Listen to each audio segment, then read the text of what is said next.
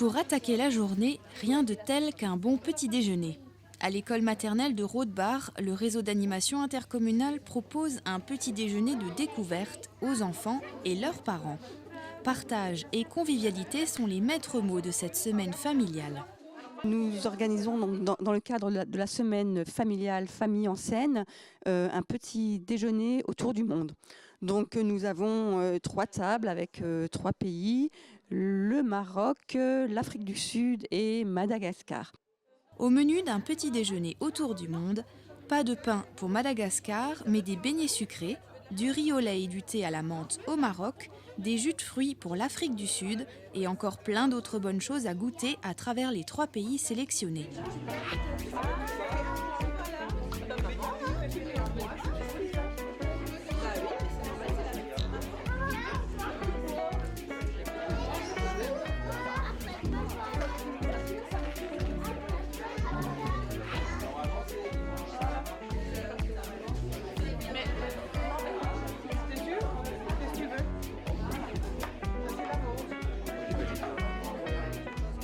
En tout cas, les enfants ne se laissent pas prier, même si certains préfèrent encore jouer la carte de la valeur sûre.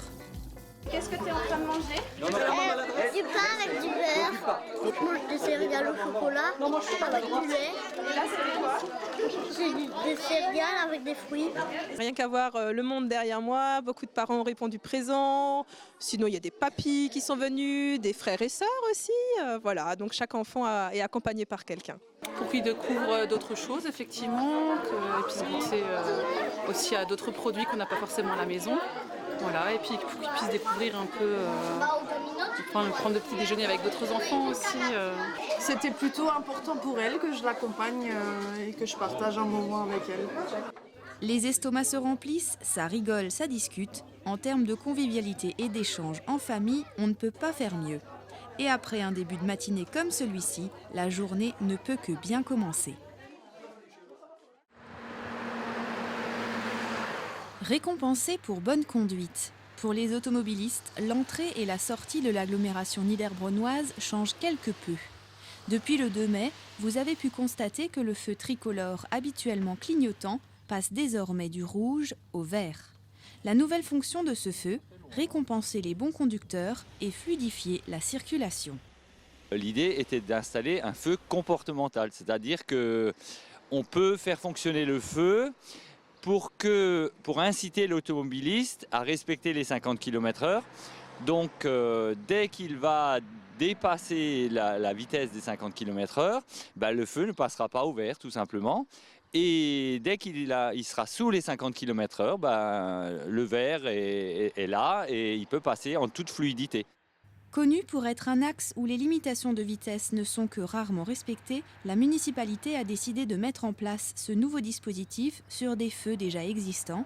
Jusqu'à présent, il n'était utilisé que par le centre de secours. On a profité de ce projet pour mettre également aux normes les feux en eux-mêmes, puisque maintenant ils sont équipés de technologies LED qui sont beaucoup plus visibles, notamment la journée quand il y a le soleil, etc.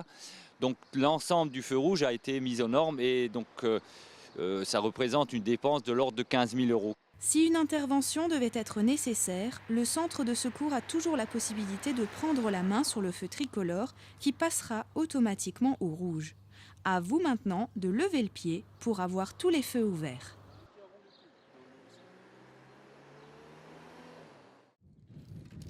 Un graffiti sur le mur du collège Charles Munch. Le comité de vie collégien passe à l'action. Objectif : faire en sorte que tous les élèves se sentent bien au sein de l'établissement. Différents projets sont mis en place par le CVC. Entre art et solidarité, Mallory est fort de propositions. J'ai eu plusieurs idées comme l'aide aux devoirs pour les 6e qui ont du mal, les 3e vont les aider en permanence, des fois entre midi et 2. Et justement, la couleur du collège n'est pas super, donc je voulais peut-être faire un graphe ou quelque chose. Grâce au comité de pilotage de 7 collégiens et l'aide du réseau d'animation intercommunale, la fresque se réfléchit dans les moindres détails. Pas question de se la jouer solo, tout le monde a son mot à dire. Le thème retenu ? Le sport. L'objectif vraiment c'est ça, que les jeunes se sentent à l'aise dans leur établissement scolaire et que ça corresponde à l'image de ce qu'ils souhaitent dans leur établissement scolaire. Ils ont choisi de mettre des couleurs bien vivantes aussi pour égayer un petit peu, comme tu disais tout à l'heure que vous trouvez que c'était un petit peu tristouné les murs du collège, donc du coup mettre un petit peu de couleurs et voilà. 2 artistes de l'association Wild Cans donnent un coup de main aux apprentis graffeurs. L'association a l'habitude d'intervenir dans la communauté de communes de Niederbronn-les-Bains. On est venu une première fois d'abord pour voir le mur, c'est la première des choses. Une fois qu'on avait vu le mur, on a proposé quelques idées, quelques projets. De là, c'est Ophélie qui a soumis le projet aux élèves.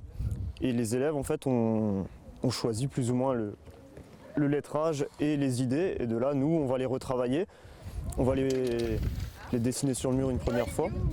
Et ensuite, les élèves apportent leur touche et nous, on s'occupe de retravailler les différentes choses derrière. Bombe à la main, les élèves participent avec enthousiasme. On a des idées qui viennent d'eux en fait, donc c'est bien et en général ça se passe toujours bien parce que le graffiti, même si ça peut paraître un peu barbare, c'est quelque chose qui leur plaît en fait parce que c'est une culture nouvelle. La fresque terminée, les jeunes présentent leur travail aux familles. 19 questions sur le graphe sont posées aux parents, puis direction la cour pour la photo finale. Peut-être retrouverez-vous un de ces jeunes artistes le 20 mai prochain au Moulin Neuf lors de la soirée des talents.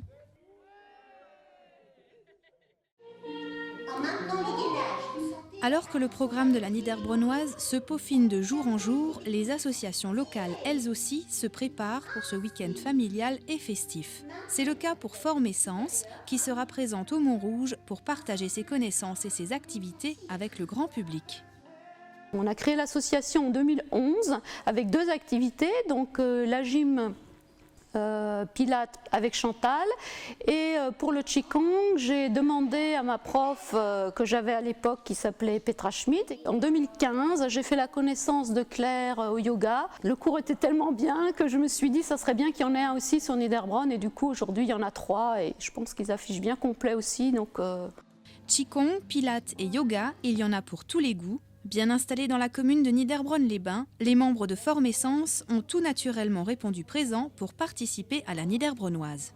On va gérer le pôle bien-être pour la Niederbronnoise, donc sur les 2 jours avec des activités Pilates, yoga, Qigong et seront intégrées en plus des activités qui ont été retenues par les élus, shiatsu, réflexologie. Et voilà, donc ça va être un pôle où les gens seront invités à participer. C'est pas on vient, on regarde, c'est on participe et on découvre l'activité. Projet qui se veut fédérateur, la Niederbronnoise regroupe déjà un bon nombre d'associations qui viendront présenter leur savoir-faire les 1er et 2 juillet. N'hésitez donc pas à vous inscrire sur le site de la manifestation pour profiter pleinement de toutes les activités proposées. Formessence, elle, y sera, c'est certain.